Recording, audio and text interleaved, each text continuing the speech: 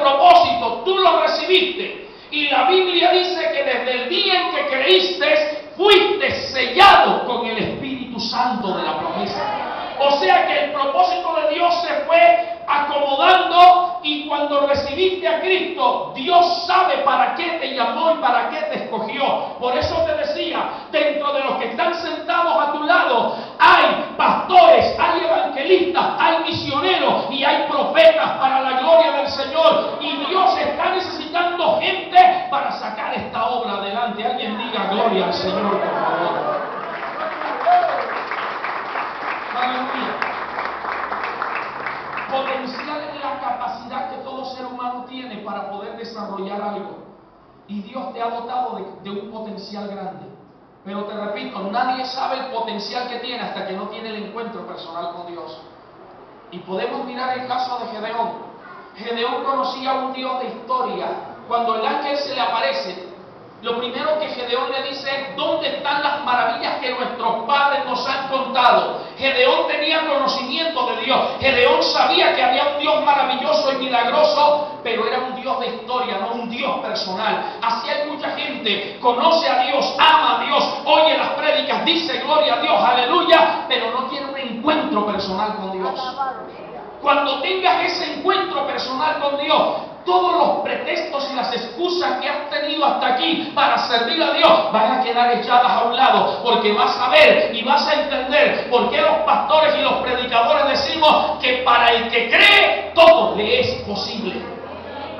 Cuando hay un encuentro personal con el Dios de la Biblia, el Dios de los siglos, cuando se te presenta tal cual como Él es, tu mentalidad cambia y tu potencial sale a flote. Alguien diga gloria a Dios. Lamentablemente aún en las iglesias hay gente que aún ministra la alabanza, aún predicadores que no tienen un encuentro personal con Dios. Pastor, ¿de dónde saca usted eso? La Biblia lo registra. Usted conoce la historia del profeta Samuel. La Biblia dice en el primer libro de Samuel, capítulo 1, capítulo 2 y capítulo 3, que desde pequeñito su mamá lo llevó al templo, lo entregó, lo dedicó. Y dice literalmente la Biblia que el joven Samuel crecía y ministraba a Jehová. Y crecía agradando a Dios y estaba vestido de sacerdote, limpiaba el templo, o sea, ministraba dentro del templo. Y Jehová lo miraba con agrado y el pueblo lo aceptaba. Pero cuando Dios lo llamó, no supo discernir la voz de Dios. Y literalmente dice la Biblia también que el joven Samuel no conocía a Dios.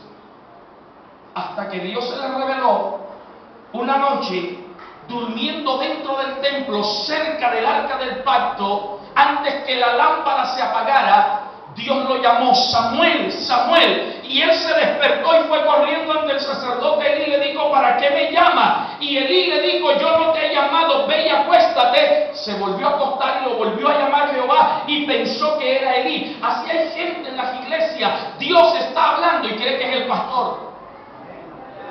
Y por eso algunos se resienten con el pastor. Me está tirando puya, me está tirando indirecta, eso me lo dijo a mí, se fue que alguien le contó. No, pero eso no es para mí, eso es para otro. Hoy te quiero decir que esta palabra no es para el que no vino, esta palabra no es para el que está sentado a tu lado, esta palabra es para ti. Gloria a Dios, porque hay 20 que entendieron eso. Diga que está a su lado: esto no es para ti, esto es para mí. Ahora, ¿qué pasó con Samuel? Usted se puede leer la historia con calma en su casa.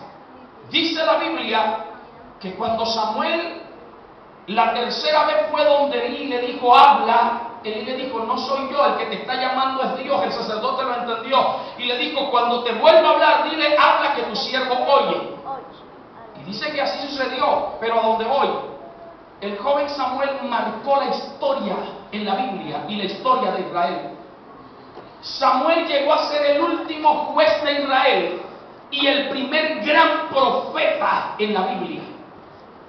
¿Qué hacía antes del encuentro con Dios? Limpiaba, organizaba, seguramente leía la ley, leía algo, pero cuando tuvo el encuentro personal, cuando Dios se le reveló y dejó de ser un Dios de historia y de religión y de tradición, la vida de Samuel cambió. Repito, en Samuel se acabaron los jueces y empezó el reinado, pero llegó a ser el primer gran profeta en Israel.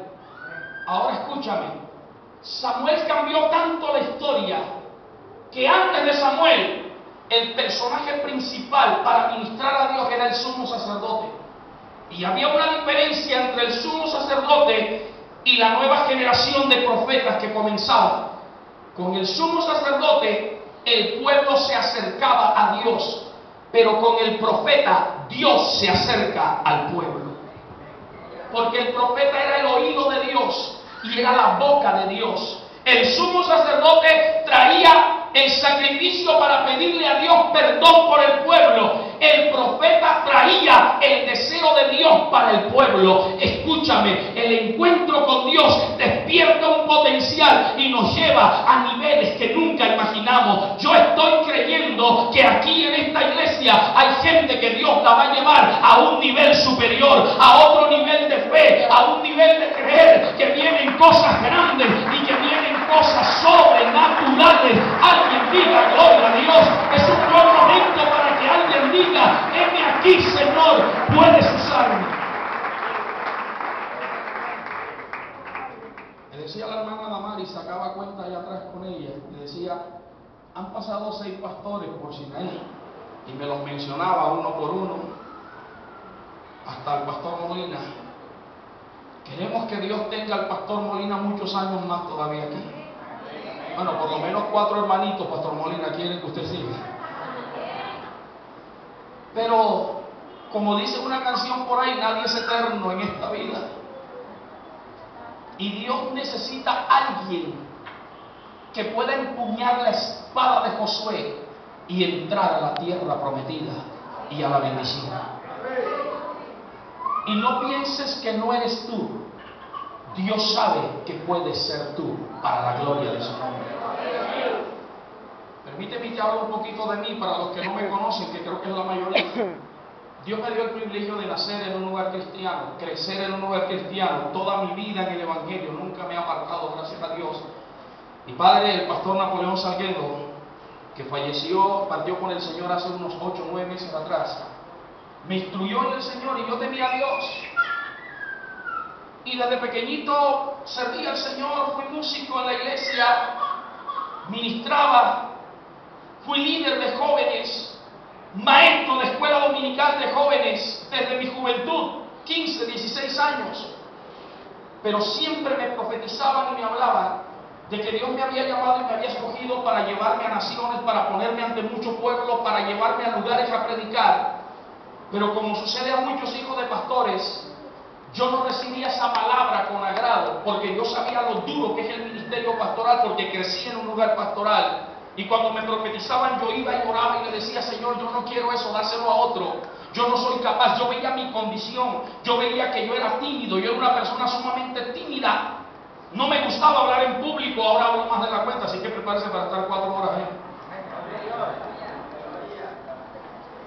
Era bastante tímido y no me creía capaz y tampoco quería el pastorado. Me sentía bien ministrando la alabanza, tocaba batería, me sentía bien escondido detrás de aquellos tambores y le decía: Señor, aquí te sirvo, quiero ser un cristiano. Mire el gran error en que yo estaba. Quiero ser un cristiano común y corriente. Cristianos comunes y corrientes no hay. Dios quiere cristianos de excelencia. Alguien levante la mano y diga: yo soy de excelencia. A ver, yo quiero que alguien se voltee al de al lado y le diga: trátame bien, que yo puedo ser tu pastor en un tiempo no muy lejano.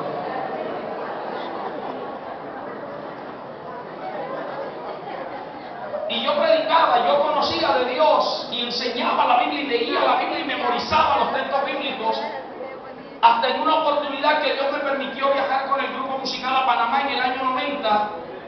Allí, en una circunstancia, fuimos a ayunar estando allá. Y por primera vez pude tener un encuentro real con Dios. Y no es que no oraba, no es que no sentía a Dios, no es que no experimentaba la gloria de Dios. Pero tener un encuentro es ir mucho más allá. Es que Dios despierte la valentía y saque todo el potencial